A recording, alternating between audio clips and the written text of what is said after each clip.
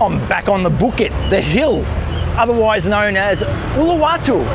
And today I wanted to sort of continue on my journey around this peninsula down here and have a look around, see what's going on. I purposely came at a different time of day today as well compared to last time, because I felt it was quite quiet last time and people were saying, oh, it's not usually that quiet. Like today's a different story, I can feel it already. Getting here was a bit of a nightmare. I was stuck in traffic and it was just padat is what they would say in Indonesian. The traffic was just quite slow and dense and yeah, just unenjoyable, to be honest. The plan today is to go down to Bingin. Now, there's a few stories about Bingin. Before I talk about Bingin, we can see these art markets. They call them grand bazaars these days, like the modern version of the old art markets you used to get the knickknacks at back in the day. But yeah, getting back to Bingin, I want to have a look at Bingin because over the years there's been a huge amount of change there. I haven't been down here since 2010, and between then and now, the whole cliff face got built out with hotels, cafes, restaurants, bars, and then was subsequently all torn down, which is pretty weird, isn't it? So I've sort of missed out a whole sort of era of Bingin, and I want to go and see what it's like today. Also have a bit of a look around the back streets of Bingin as well, because when I was down here last time, all those years ago, it was nothing like this. There was a little bit of construction going on, but it wasn't really built out.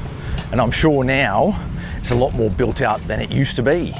As is always the case, I've just sort of taken a turn thinking it's the right direction, but apparently it's not. Just asked a couple of guys back there and they say, no, go up there to the main road again and then turn left, then turn left again, and that'll get you down to Bingin. And it's a better road, like for stuff. Maybe this is like the back way or something. I was in Lombok last week and that was pretty busy down in Kuta, Lombok. You might have seen my video on that. And I said that was the busiest I've seen any place, including Bali, for a really long time. But now that I'm here, maybe I've just caught the edge of the European high season, because here today feels like, I don't know, 5 times as busy as what it was last time I was around this area. So I actually finished my video not far from where I started the video today, and I'm sort of like doing a continuation down the coast, because a lot of the beaches here on the Bukit are quite close to each other. You know, Padang, Bingin, Impossibles, Balangan, even Uluwatu as well, Pantai Suluban and those places. But what I'm noticing is just it's crazy busy. I don't think it's because of the time of day either. Even though I purposely sort of came here a little bit later, it's about midday at the moment, I think on 1 o'clock. But I don't think that's the issue. It is just really crazy busy. I guess that's the other thing about this area that's changed for me over the years, is that these days it seems to have a real Euro vibe. Even sort of going back 15 years ago, it didn't really have that. It sort of was more like well, I met some Americans down here, surfers, but mainly Aussies were down here. That's sort of what place it was. And I'm sure those people are still around. Well, I'm not even sure of that, but I would think so. But there's just a lot more Europeans that are coming to these sorts of places now. This is another part of the Bukit that's got a lot of empty land, but a lot of construction as well, like villas going in around the back there, like empty land over there. But everywhere you look, there is construction. There's another one of these sort of booms going on, much like was the case down in Kuta, Lombok.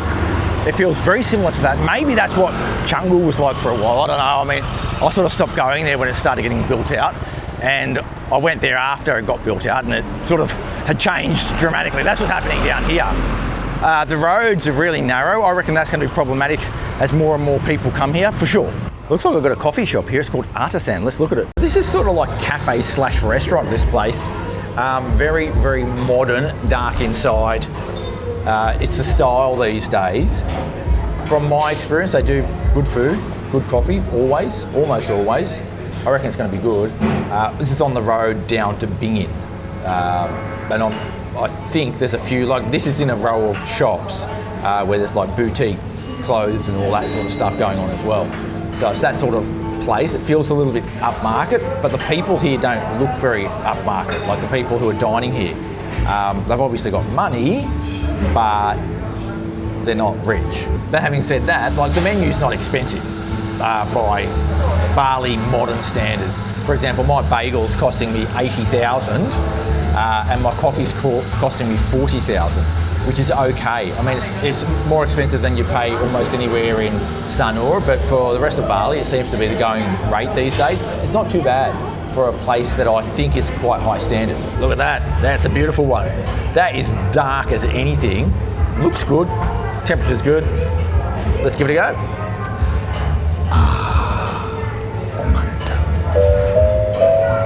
Yeah, it's good. Actually, it's very good. Like, it would be one of my favourite coffees in Sanur, it's that good. Quite strong for a small little coffee like that. The good thing about getting a small coffee is I find the ratios are just better. When you get a big coffee, the ratios all over the shop, in my view. I mean, in my experience, but maybe it's not the same for everyone. All right, they're calling this one the woke folk. That'd be me, wouldn't it? The woke folk. Looks pretty good. Basically, it's toast.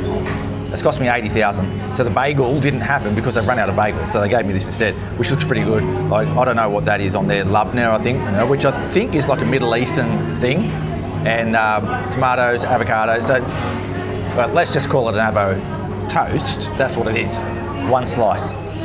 It looks good. Let's get stuck in. That crust, that crust is going to tear my gums apart, I know.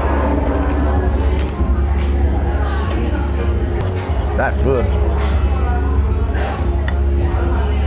The flavour of that labna is really good. I really like that place. I'm actually a bit torn when I go to places like that because in some ways I don't really like them. They don't really suit my style, but in other ways it does. Like, I love the food at those places. I love the coffee. It's always like really world class. So yeah, I just really have a problem like trying to figure out, do I really love it? Maybe I just like all the things and it's okay to like that, but also like a dodgy warung as well. I think first and foremost is that I really love good food. Good food in a good environment. That's the thing. Hello. Halo. Lagi apa? Vlog ya? Ya, lagi apa? Lagi servis AC. Oh, servis AC. Harus isi freon. Wah, cuci. Cuci saja. Dari mana asal? Dari Jawa. Jawa mana? Magelang. Magelang. Oh, Yogyakarta. ya tahu. Itu tempat Borobudur ya. Borobudur tuh. Ya, Magelang. Oke. Oke. Ya, mari ya. Nanti. Yo. Yeah, you too. All right. Yeah, so I love good food. I love good environments. A warung gives me a good environment with relatively good food. I mean, I wouldn't call it world standard, but I enjoy it. A place like that sort of gets you on the cutting edge of what's sort of happening in the world these days. Some people don't like that, and that's okay, but I do like it. Not sure what that sort of place. This looks like a church, but I'm pretty sure it's not. I think it's a cafe or a co-working space. It's interesting the type of people I'm seeing here. Little markets like this as well, which is pretty cool. Yeah, the people I'm seeing are, well, I'd say a larger percentage of female, I would say, and pretty young, younger than the crowd I was seeing in Kuta Lombok, I reckon. I reckon by a good few years, maybe 22-year-olds are here. That's like a fitness club. I think we call it a gym usually, but a fitness club, and they've got a little cafe out the front doing all those high protein meals and that sort of thing. And then, like, this is it's almost like a ruko, isn't it? It's not quite a ruko because there's no houses on top of it, but it's just like a row of shops, which, like, I'm finding that there are heaps of places like that where they're doing heaps of clothes. So it seems like a lot of designers, clothing designers are here. That's what it looks like to me. So if you're shopping for really modern clothes, it looks like the place to come as well. Well, there's just heaps of them. Each shop seems to be a clothes shop with custom designs in it. There actually aren't a heap of people walking around like I am. There are some, but very few. Most people are getting around on the back of motorbikes or riding their own motorbike, which you don't really need to do. Like, it's pretty easy to walk around here. I think when I get closer to the cliff, I reckon I might start complaining if I have to go up and down hills. But so far it's been pretty easy. I mean, I love to walk anyway, so that's why I'm doing it. But I'm just surprised more people don't walk because you can see a lot more and you can drop into little cafes and shops along the way. You know what I'm finding really unpleasant, like really, really unpleasant, is all the construction. Like, every second lot, there's building going on, and it just makes it like really ugly, noisy, dusty. Like, it's just not pleasant at all, you know. One of the things is, the reason I'm walking these streets rather than just going to show you the beach is because what I find now up here is that the beaches aren't really the destination. It's the area surrounding the beaches that people go to, and the people may not even go to the beach itself. It's like that. And that's the thing with the Bukit now, is that people are choosing one place, basing themselves there, exploring that little area, and then maybe doing trips into other beaches if they need to. Rather than, you know, back in the day, it was almost all spread out. You really didn't necessarily stay near a particular beach because there wasn't that much accommodation anyway. Well, that's totally changed now. Like, all the way down this road are villas, and there's restaurants and cafes all the way down to the top of the cliffs at Bingin. Now, I know that was a little bit like that even 15 years ago, but nothing like it is now. Nothing like it is now. One of the main things I want to see here at Bingin, aside from the stuff around the beach and on the road to the beach, is the beach itself. So there's a big story around this beach that in July 2025, all the businesses that were perched on the cliff edge were destroyed. I think there's over 40 of them were demolished by the government. They were all evicted, and the government came in with about 500 people and just tore down everything. Got the sledgehammers out and then smashed everything up, and then finished the job with heavy equipment later on. And I want to know what it looks like now. I heard at one point that all the rubble and debris was left there. Now we're nearly a year on from that, so it'll be interesting to see what it looks like now. The reason that happened, according to the government, is that there were violations of spatial planning laws. In other words, the people who built on there didn't own the land. And the counter argument from the people, the locals, was this is customary land, so adat, yeah, and there are different rules apply. So you don't necessarily need a land title if the traditional village has been using that land for, you know, centuries. And I guess that's part of the complexity of customary law here in Indonesia, is that people who have lived here forever, for, you know, prior to the formation of Indonesia, prior to colonialism and that sort of stuff, do have some rights that aren't written in law. I don't even know where I'm going here, but I'm getting off that main road onto this little track. Always leads somewhere good. So getting back to the story about the demolition over here, when it was happening, everyone's going, oh, I reckon there's some sort of big investor that wants the land for themselves and all this sort of stuff. And then other people were going, it won't be like that. That'd be too obvious, you know. And recently, it's been announced that there is development going to occur over the next couple of months. That includes building a new path down there, putting some showers in, some toilets in there, and it's going to be a multi-staged approach. So the first stage is just to get things back in order so that access to the beach is easy, and then they'll go from there. Whatever that means, I don't know. It will be interesting to see what happens to that beachfront land, primarily because so many people absolutely love Bingin and what it was with all those cliffront properties. I actually never experienced it like that. When I went there was a little track into like the steps, and then just cruised on down the steps, and that was it. Like, it wasn't really a thing. It was just an access to the beach. But from what I understand is that it became a place in itself, that track down to the beach. Kind of lost here. I've got a funny feeling I'm going the wrong way. I just had a look at the map and it doesn't really fill me with much confidence. Okay, I just asked those rubbish guys and they reckon just keep going down this road that I was going down. Hey. Yeah, they want to be on video. Yeah, just keep going down there and it'll eventually get to the beach. But when I look on the map, this looks like it's going away from the beach. So I don't know, we'll soon find out. We're just having a bit of a wander around anyway, see what's on the ground here in Bingin. Maybe I wasn't too familiar with Bingin back in the day, but this looks totally different to what I remember. And it doesn't, yeah, I don't know. Beach, oh, there we go. That's where I want to go. Yeah, I don't know. I mean, has all this been built in the past 15 years? I mean, it doesn't feel like it.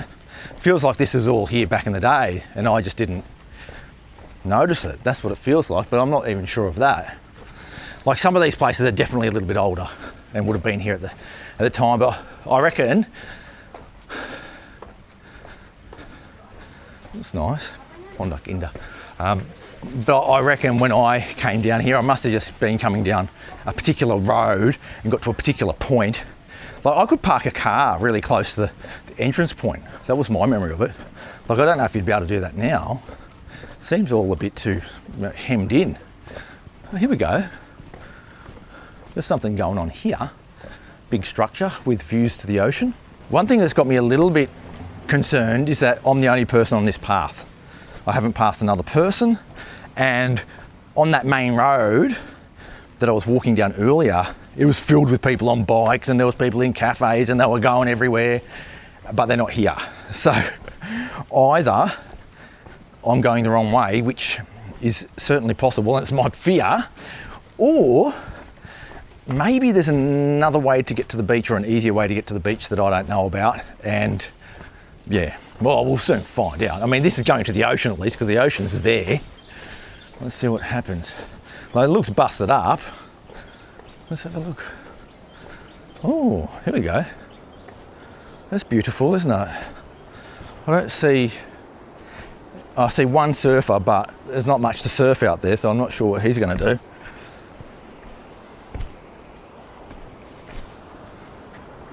Maybe this was all part of the place that got destroyed, but it doesn't look like a place that's been torn down. It looks more like a proyek mangkrak more than anything, doesn't it? This looks like the right way. I've just got a funny feeling no one comes down here, that's all, because it's probably ugly, because you can see all the rubble and stuff. That's probably what people are sort of avoiding, I reckon.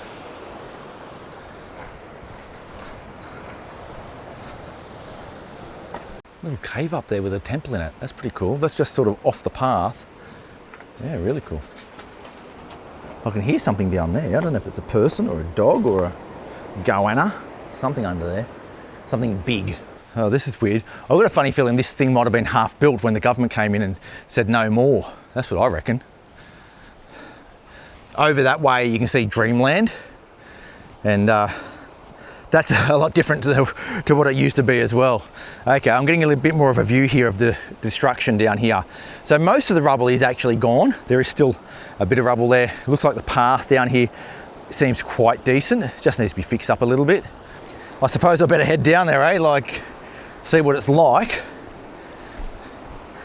But needless to say, it's totally different to what it has ever been, I guess. Different to when I was here, and also vastly different to prior to 2005, when there was just so much construction here along this cliffside. And no surfers. I mean, it must be because the surf's hopeless, but there's one. Oh no, I can see one surfer. Yeah, one surfer and a person swimming out there quite far. Are they drowning? The person I was referring to is just out there. I don't know if that's visible on camera. It's quite far out. It looks like they're trying to body surf out there actually, next to an actual surfer, a longboarder. Yeah, it's just, it's pretty barren, to be honest. Like, pretty barren. I don't even know if this path that I'm on used to be here before either. I actually thought the whole thing used to zigzag down the mountainside. But again, I'm probably coming down a different way. Oh, I can see someone up over there as well. They're coming down at probably the old path that I came down back in the day.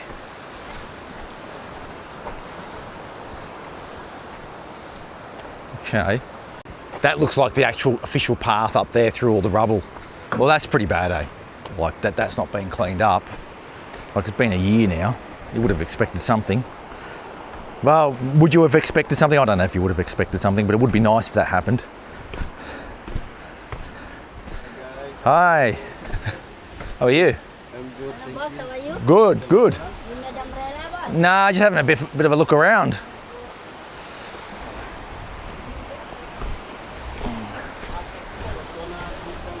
No, thank you.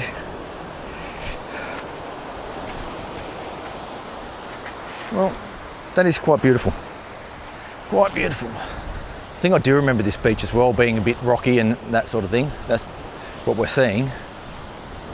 So it's still a beautiful place to come for a bit of a dip, as long as you don't get washed up against the rocks and get your legs all cut up. It's actually not that far down. It looks a lot further than it actually was. Yeah, beautiful.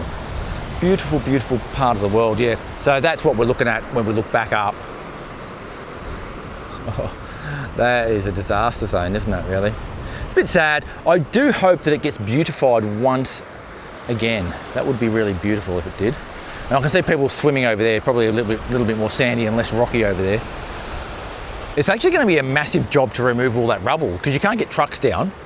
So you're going to have to, yeah, it's going to be a real big job, I reckon, to get all that rubble back up there. I mean, you can get trucks part of the way and you know, that'll help somewhat, but there's going to have to be a lot of manual labour involved in getting all that rubble off the face of the cliff. And what you're left with, I don't even know what you're left with. It's not really even a cliff anymore. It's sort of, I don't know, it's just going to be a sort of a dirt hillside, isn't it? Yeah. Oh well, that's a long way off being fixed, I reckon. They reckon they're going to start doing some construction or something in June, July this year. But I mean, it's going to be a multi-year thing to get that all back to, yeah, back to the way that you want it. But I guess the other thing about Bingin, it's not just about the beach, is it? That's what the whole point is these days down here, is you're not just coming for this one beach, you're coming for the area around it as well. All right, I am absolutely sweating buckets and I'm coming downhill. Now I'm going uphill. It's going to be pretty bad, I reckon. And I reckon I'm going to need to drink a lot of water. So I'm going to try and find myself another cafe. Try and get a, I don't know, iced coffee or something like that. And have a bit of a look around some of the other back streets up here in Bingin. See if they're any good, you know. This is not good. You know, I actually wouldn't stay in Bingin now that I've seen this. I mean, I think it's like really ugly. I'm absolutely busting a lung coming up here and he's got this crazy guy running down. It's like it's something fun or something like that. But gee, I'm struggling as I catch my breath coming up this steep hill. It sort of reminds me of one thing that you really must be mindful of if you ever, you know, want to invest in Bali, buy property, lease property. Be mindful of the fact that if you don't have all your paperwork sorted out, even if you had handshake agreements or other agreements from other people, if it's not really, you know, signed off by the government and it doesn't have the proper land titles, the property is in jeopardy.